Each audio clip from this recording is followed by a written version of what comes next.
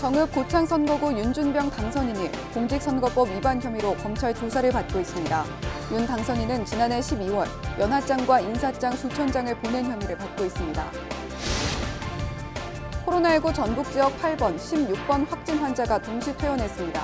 이에 따라 전북지역 확진 입원 환자는 24일 기준 19명으로 집계됐습니다. 경찰이 시신으로 발견된 전주 실종 여성 A씨에 대해 성폭행 여부도 조사하기로 했습니다. 강도살인 혐의로 구속된 용의자 B씨는 현재 범행 자체를 전면 부인하고 있는 것으로 알려졌습니다. 정읍 지역에는 백제가요 정읍사를 소재로 한 구조물이 곳곳에 설치돼 있습니다. 하지만 조각상 등에 적힌 가사가 원문과 다르다는 지적이 나와 논란이 일고 있습니다. 헬로티비 뉴스 전북 지금 시작합니다.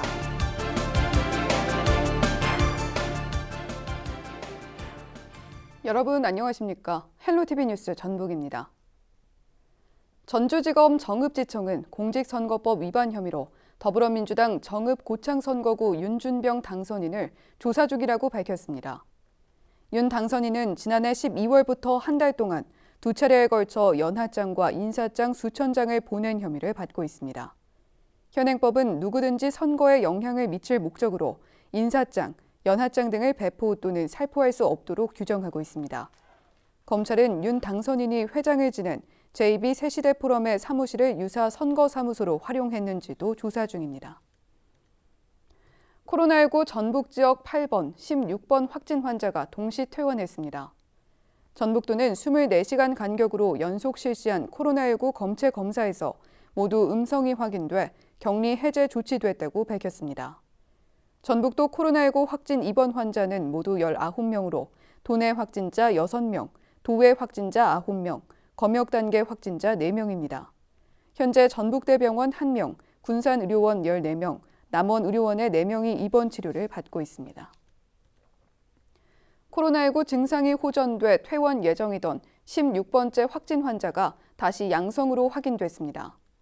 전북도는 16번째 확진 환자인 42살 여성 A씨가 최종 검사에서 재확진돼 입원 치료를 계속한다고 밝혔습니다. A씨는 증상이 호전되고 지난 22일 코로나19 검사에서 음성이 나와 퇴원하려 했지만 23일 밤 최종 검사에서 양성을 받아 입원 치료를 지속하게 됐습니다. 간호사인 A씨는 3월 8일부터 22일까지 대구시 동산병원의 의료 지원에 다녀와 자가격리 중이던 지난 4일 확진 판정을 받고 전북대 병원에서 격리 치료를 받아왔습니다.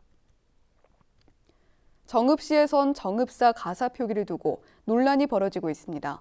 정읍사 가사 표기가 원문이 실린 악학괴범 내용과 다르다는 건데요. 이진철 기자입니다. 정읍시 정읍사 공원입니다. 백제가요 정읍사를 소재로 한 조각상과 각종 벽화 등이 조성돼 있습니다. 이 가운데 정읍사 가사를 적은 조각상들이 최근 논란이 되고 있습니다. 조각상에 적힌 가사가 조선시대 궁중음악 서적인 악학괴범에 실린 내용과 다르게 표기돼 있다는 겁니다. 정읍사 노랫말이 위 시설들은 물론 정읍시청과 시의회 홈페이지, 정읍사 문화재를 오랫동안 도맡아온 정읍사 문화재 제전위원회 홈페이지마저 틀리게 올려져 있습니다. 정읍사 가사가 적힌 악학괴범 곤5에는 주요 가사에 중세 국어인 아래 아자가 적혀 있습니다. 하지만 정읍시에서 적은 정읍사 가사에는 아래 아자를 모두 현대 국어 모음으로 바꿔 표기한 것입니다. 시대 상황도 알 수가 있고 그 안에서 가락이 다 있습니다. 그래서 그것까지도 다 표기가 표현이 되어 있기 때문에 함부로 고칠 수가 없는 거죠. 고전에 나와 있는 그 시들을 현대 사람들이 읽기 쉽게 한다고 마음대로 고쳐서는 절대 안 되죠.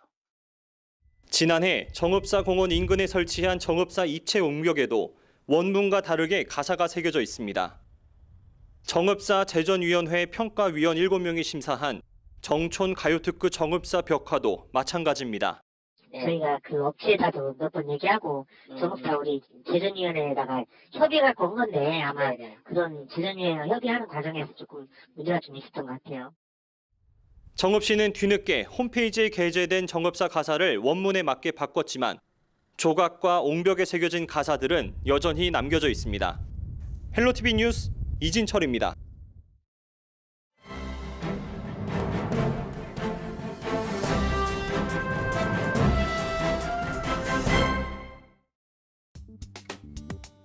신문 브리핑 먼저 전북일보 기사입니다.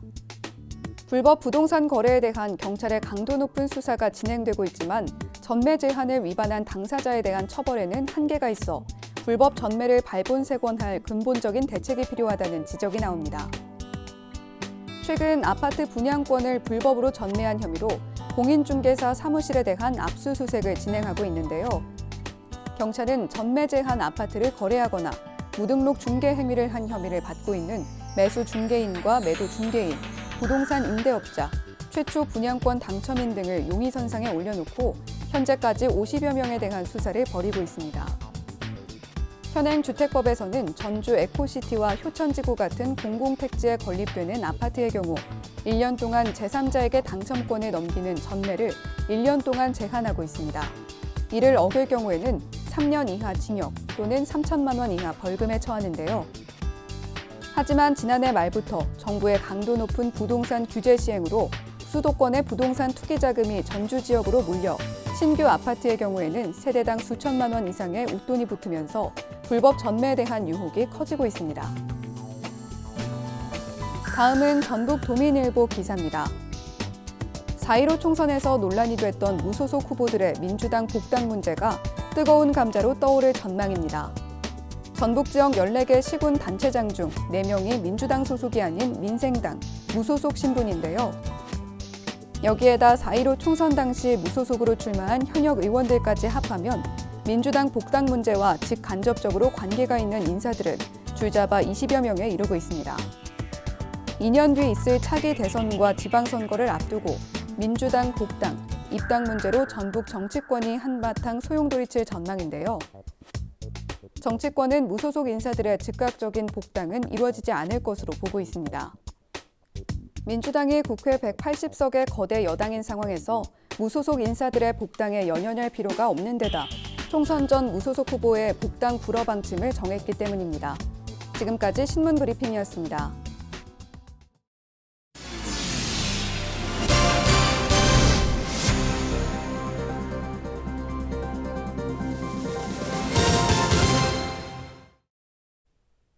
김운가야의 시작 지역으로 알려진 청계리 고분군 일대 국가문화재 지정을 위한 학술대회가 남원에서 열렸습니다.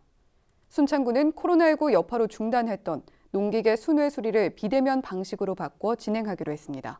전북시군 주요 소식을 김남호 기자가 전해드립니다. 남원시는 춘향문화예술회관에서 청계리와 월산리 고분군 국가문화재 지정을 위한 학술대회를 개최했습니다. 이번 학술대회는 국내 고대사와 가야사 연구를 대표하는 연구자들이 청계리와 월산리 고분군의 성격과 지정문화재를 위한 중요성을 재조명하기에 마련됐습니다.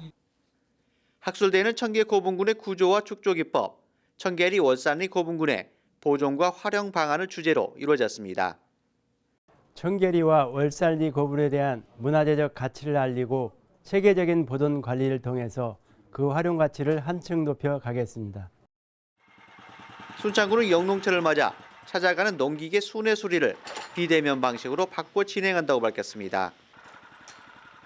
농업인들이 마을 순회 방문 때 정해진 장소에 농기계를 두면 군에서 수리를 완료한 후 전화로 통보하는 방식입니다.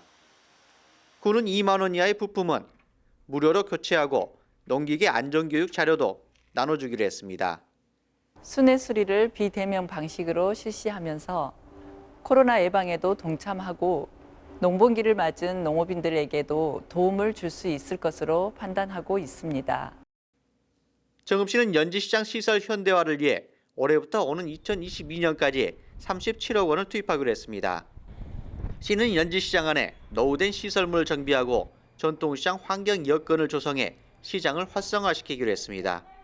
헬로티비 뉴스 김나호입니다.